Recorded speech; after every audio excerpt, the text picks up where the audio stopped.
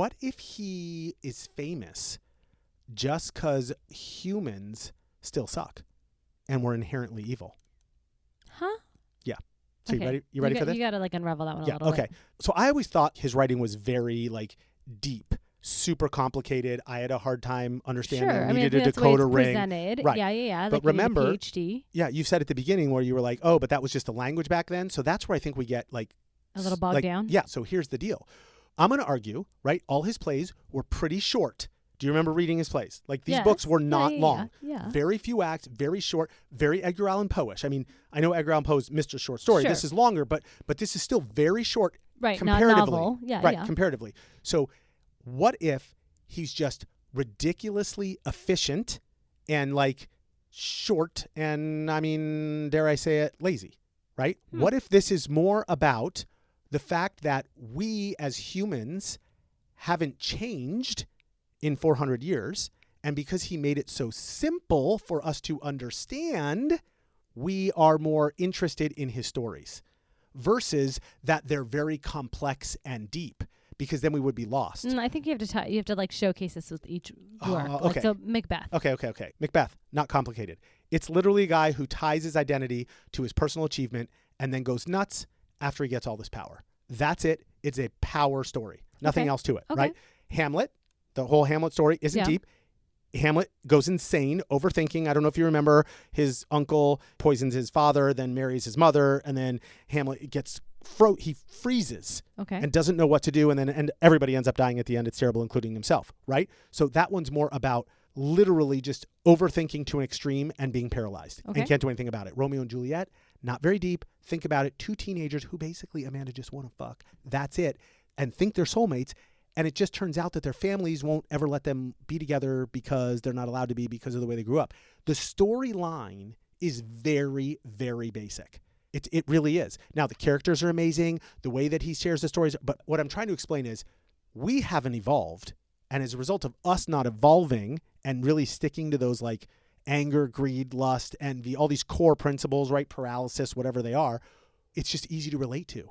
Because he made it simple enough for us to relate to. I don't know if I would argue that he was lazy about it. Okay, lazy's fine. That wasn't fair. I was being provocative. Okay, fair. Got it. But I do think, yes, he was being efficient, and that, like you said earlier, he had to like hook people, right? And so if he didn't get to the point, then people probably wouldn't have stuck around for whatever. But do you think that we attribute more to, and this is like across all board, with how we interpret history, and we're like, oh no, they were using this specific symbolism and blah, blah, blah. And maybe they were, but like, I don't know if I always believe that that's true. I'm with you completely. Or that we just have analyzed it so much and we look for a new angle, a new light, a new aha moment. Preach it. Okay. This is exactly my point. Yes. I think 10th grade English teachers are literally just trying to justify their job. I know that sounds terrible. Like I'm being a total jerk by saying that. And I'm not. I think 10th grade English teachers are very important and super critical to learning. But I think we are absolutely overanalyzing everything. This guy sat in a room in the 1600s. His son died. He had a shit ton of grief. He had a story about Hamlet. He used a little bit of his grief. He made a very simple, awesome story out of it and put it all together that like hooked an audience. And in 5 minutes, we were going crazy and we loved it. And good on him. He was amazing at doing that. But I think it's that simple. And then we do all the, like with the poetry and this, oh, what if this and what if that? We're crazy. We crazy are overanalyzers. So really, I think what you're saying is that teachers should stop trying to put him on a pedestal of like, if you don't understand him, then you're not elite or sophisticated enough. That's it. To it being palatable for the normal Joe in high school or for anyone. That's how I would start everything. So if you did that, every kid would be interested in listening and reading.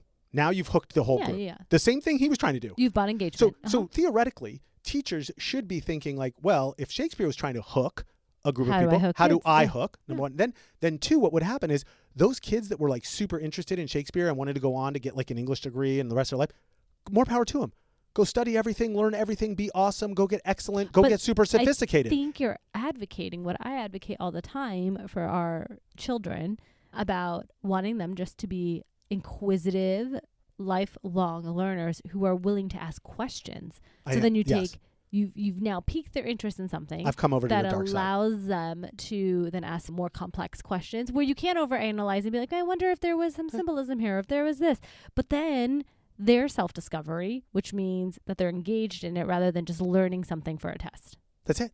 Because at the end of the day, isn't the whole point to figure out more self-awareness, to figure out, see the patterns, see the behavior, see, like, hey, why am I acting this way? Why do I have so much ego? Why do I care about this? Why do I crave that? Why am I jealous of that? And I think of even asking those questions, and you can tie it back to even like Macbeth, like you were saying, right? How it was basically got everything and then went mad, right? Yes.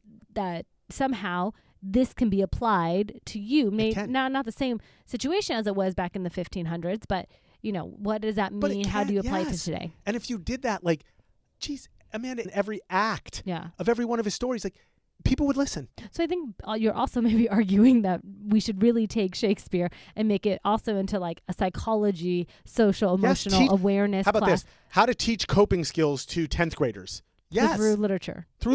Love right. It. That like that. You could use Hamlet, right? Because Hamlet, had like anxiety, overthinking to the extreme. Do them all. You could do. Did not have coping skills. Yep. I mean. Yep. Romeo and Juliet, too impulsive. Yeah. I mean, I know. Oh my God, love story. No, it's not. They're too impulsive. Yeah. They fucking killed themselves. Yeah. So I get the beauty of it, and like, oh my God, it's so amazing, right? This is so sophisticated. But then you're romanticizing something that is not healthy. Bingo. You just nailed it. I love that. That's exactly it. Okay, so once we start seeing these patterns and we start teaching it in a different light, so that way people are looking at it not just like Shakespeare and the text that he said, are we then to what? You're supposed to memorize all the lines and then just quote them at a dinner party and feel like you're sort of sophisticated. Fair. To be or not to be. Sorry. I guess I feel like if that were... Hold on. Let's see if you're sophisticated or not. Let's do this. What is to be or not to be from? Which play? That is the question. Mm-hmm. Which play? No clue. Now, before this episode, I would have said you're not sophisticated because you don't know. Oh. But now, after this episode, I would say I don't give two shits if you know or not. Look at me learning over here. You. It was from Hamlet, actually. There you go. There you go. Who would have known? I'm sure everybody else except for me knows. I didn't know. Well, now that you brought up Hamlet, why don't you go off and talk about Hamnet? Not net. Hamnet. The movie. Long movie, short movie? 2 hours. Oh, okay. No. Okay, so it's a movie. It's a total movie. Okay. I loved it. I mean, we don't have to like go into a whole detailed view of this whole thing, but basically, like, it's interesting because the way that the director managed this whole thing, it's about their life before, then it's about them having kids, and then of course Hamlet passes, so it all goes through the quick 11 years there. Yeah. But then it's a lot about how Agnes/Anne and William Shakespeare manage that grief differently. And by the way, which is so cool, they say his name one time. Oh, interesting. In the movie. Huh. Because they don't want to make it about William Shakespeare at all. So this story is all around Agnes, right? And the way she's dealing with it. Now, remember, he was in London, and he went back and forth from Stratford upon Avon, so 100 miles. So he would leave to go to London to be with his troop for a long time, come back. He wasn't there when his son died. So his wife was like... You want to know a fun fact? What? I learned over this past weekend that before, when it was like horse-drawn anything, it would take 10 days to go 165 miles. Holy Jesus. So if he was, 100 miles away, it was tough. Probably taking a long time. So he tried his best to get there and back, but I mean, he was like, she didn't understand what he was doing. He was obviously trying to be a playwright and build a career, but at the same time, when his son died, he had a lot of grief that he didn't know how to process. Mm-hmm. So the story is very interesting, the way it sort of shows both of their grief paths and how they handle it. So it's very deep. Like, it's not dark, but it's emotionally very heavy. So like, strap it on if you guys are going to watch it. I thought it was excellent. 10 out of 10. Like, I hope it wins. I thought, I don't know what actress played Agnes, but she was remarkable. But anyway, long story short, spoiler, she ends up going to London to watch one of his performances of Hamlet without him knowing. And she sees through the play how he's processing his grief. Oh, interesting. And it, like, the light bulb just goes, she's just like, oh my God, he's not crazy. He's just handling it so much different than I am. So you get the sense sort of halfway through when Hamlet dies that they hate each other. Like, that they're like going in two directions. That's not really what's happening. it's showing you how two people process grief completely differently, but still have to get through it and still have to be a family. And as far as I know, and anything I looked up in research, they stayed together their whole life. They never got divorced. He died at 52 years old, which arguably was old enough. They don't know exactly what he died from, but I mean, it could be old age. It could be, maybe some plague. I mean, even that story, there's beauty in it, right? Of like, there's also a love story to be shared about his life versus just his work. Like, he was so much more than just his work. His life, was so much more. Agnes was there. His family was there. It was incredible. I don't know if it'll win Best Picture because I will tell you, it is a slow movie. Like, because you already know he's going to die, and he dies halfway through the movie. It's not like there's some climax, right? Yeah. I think what was like, oh my God, the score, the music, holy shit. Like, Amanda, 5 notes, maybe 6 notes, and just the way they play it, and then like another 4 notes or 5. Like, holy shit. I hope it wins just for that alone. Like, if it wins Best Picture, fine. But like, best score. That's what you're going for. Oh my God. Even Luke, who's sitting there, wasn't even watching the whole movie with me. He was like playing on his phone or doing whatever. He's like, this is incredible. I'm like, isn't it wild the way music, when it lays over? Yeah. Oh my God. No, great. Do you know what else is incredible? What? Fun facts. Are we there yet? Is that time? I think it's funny that you have this get out of jail free card. You could pull a ripcord whenever you want. I'm done with this episode, Peter. You know what else is incredible? Fun facts. Like, you're allowed to do that every time. Sorry. I'm just like babbling. I just love fun facts. I want to do an episode where I go, okay, Amanda, I'm done listening. Fun facts. That's code. Like, by the way, that's Amanda's code. See, I've learned this of she's ready. No, but like, what? Fun facts also are very educational. Okay. Fine. And it's a thing that's like my go-to to use when talking about any of these topics. I got fun facts. Okay, I got some wild ass fun facts. Ready. About Let's these go. These are actually about William Shakespeare. Okay. Like, not about Hamlet or anything. Like, yeah. no twists. Okay, these are real. Okay. Got it. All right. Number 1. How about this one? Did you know he put a curse on his own grave? Yeah, he did. Mm-hmm. Okay, interesting. Yeah, I know. Continue. Well, because his wife was a little bit of, she was like a gypsy sort of, what? Like nature, like witch. Yeah, okay. His tomb in Stratford-upon-Avon literally has an inscription on it that warns anyone who would dare try to move his bones. It says, "Blessed be the man that spares these stones, and cursed be he that moves my bones." Huh. I don't know if that's like super witchy or if it's just like a...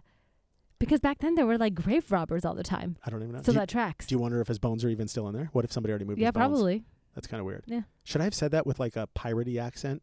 Like, blessed be the man. Okay. Number 2. The greatest playwright of all time, okay, our boy Billy, right, inconsistently spelled his own name, like Shakespeare.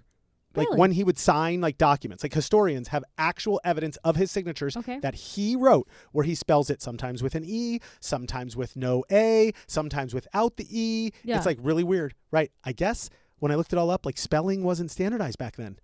So it like didn't matter. Like, everything was the same. It was just sort of like, how you do it right now. Like, you sign your autograph or you sign your signature or whatever. It's like, okay, it's not perfect. Same. And then they were able to realize like he was signing it different all the time. Huh. That's kind of wild. Interesting. Number 3. Okay, the Globe Theater. Wait. You remember the Globe Theater? Yeah. Is that the reason why it's called the Golden Globe Awards? Oh, no, I have no idea. I don't know. Just Globe and Globe. It's just interesting. Anyways, continue. We should look that up. We should know that. It could be. So, I guess it burned down, like, in his lifetime. Oh, because of cannon fire. Cannon fire. So check this out. During a performance of Henry VIII in 1613, that was only like 14 years after it was built. Anyway, there's a scene where they fire a stage cannon and sparks actually hit the roof and the whole theater went up in flames. Like, right there, right? Because it's like a thatched roof back in the day. Like, yeah, they actually do a good job. The setting of Hamlet, like, the setting is really well done. Really? Yeah, super well done. Okay. Did you find it yet or no? No, okay, I don't think it is. Okay. No? No, not named after the Globe Theater. Okay, fine. That would have been good. Womp. Number 4. So Shakespeare is one of the few famous people, like, from back then who actually retired wealthy. Oh. No starving. Well, you said. I mean, he was like well known during his time, so that would track that he wasn't poor. He retired. Yeah. He like had enough money to retire. So after he finished writing, he went back home to Stratford-upon-Avon and invested in grain and like became like a businessman and did other things. Oh yeah. Fascinating. Totally. I know. Must be nice when you become famous when you're alive. Right. Let's go. And finally, this one is the best. Even though he was rich, he barely mentions his wife, Agnes Anne, in his will. The famous line reads, the only line they found associated with Anne in his will is, to my wife, Anne Hathaway, is left the second best bed. That's it. So, which sounds like totally shady, I know, but I'm totally setting you up. You need some context. So it's true, his wife explicitly didn't get anything in the will except the second best bed, because the majority of shit went to his daughters, Judith and Susanna. But back then, under English common law, a widow was automatically given 1/3 of the estate. It's called the dower's right. Okay, you don't need to write anything down in a way ever. It's automatically hers. So she was already guaranteed that legally. It doesn't even matter. So the whole second best bed thing comes from the fact that back then, I guess the best bed, the first best bed in the house, was always reserved for guests. They didn't sleep in it. So him and his wife always slept in the second best bed anyway. That's where the married couples would sleep. So I think it was not really a snub. They pretend it's a snub, but it's sort of a cute romantic way of saying babe, you got our bed. My bed is your bed. I love you. Yeah. I think it was just sort of a cute way of doing his thing. Okay. So he cursed his grave. He couldn't spell his own name. The theater burned down because of a cannon. He retired rich. Yep. And Anne got the second best bed because he loved her. He did. Because he was a hopeless romantic. I think that's cute. That is cute. That is cute. He's my guy. I love it. Okay. Well, if we want to learn more about your guy, what should we do? Well, you can go back to 10th grade English class. No, I don't want to do that. Okay, fine. Try again. Let's see. So I'd watch Macbeth. That'd be the one I'd pick if you're going to watch anything on Shakespeare, learn about Shakespeare. Theater play or movie okay? I'd do either. Okay. You want to get a sense of who he is. Doesn't matter to me, right? I would go to the venue if you could, but if not, just please watch anything. Maybe Romeo and Juliet, the one with Leonardo DiCaprio. That's another. I'm just trying to. I'm thinking of hooking an audience, right? Yeah. So Macbeth. Get them interested. Yes, that's all. If you want to read something called Hagseed by Margaret Atwood. It was published in 2016, and it's a really cool modern version of Shakespeare's original Tempest. So it's not the same at all. Don't think it is.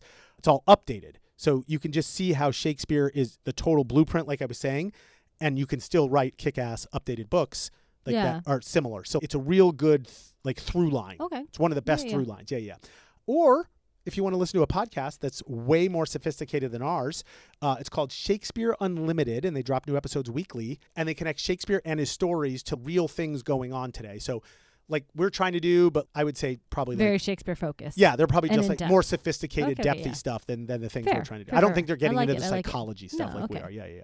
And if you don't want to do any of that, then just remember these details to seem sophisticated about Shakespeare, even though that's the opposite of what we want you to do. Okay, first, William Shakespeare was a small-town kid from Stratford-upon-Avon who didn't go to university, moved to London in his 20s, became an actor and a shareholder in a theater company, helped build the Globe Theater, not related to the Golden Globes, and turned writing plays into a wildly successful business. He was not a tortured recluse. He was an entertainment entrepreneur galore, people. Second, he didn't invent most of his plots. Romeo and Juliet, Hamlet, Macbeth, all were based on earlier stories. What he invented was the psychological engine that we were talking about underneath all of those to keep people interested. Third, he wasn't writing for intellectual elites. He was writing for loud, chaotic, beer-drinking crowds who would absolutely walk the fuck away if you didn't hook them fast. Murder, betrayal, ghost stories, sex, egos, anything that was all strategy. None of this bullshit deep symbolism that Amanda was oh my God, our teachers taught us all that. No, it was just for shock value. He was Howard Stern of 1601. Fourth, the only reason he became high culture or sophisticated in the first place is because historians decided to paint him that way. In his lifetime, he was totally popular and respected. But this whole refined curriculum-y guy that we know today was constructed because of universities and critics and people who just wanted to make money. Fifth, he's not deep the way schools made him seem. He's efficient, like we were saying earlier. Macbeth is about ego spiraling. Hamlet is overthinking. Romeo and Juliet is impulsivity. King Lear is pride that ages badly. Clean, human, recognizable traits, people. And finally, the reason he still works isn't because he was mystical. It's because humans haven't changed. Ego, jealousy, ambition, insecurity, same wiring, different century. It's that simple. He didn't predict the future. He just exposed the pattern.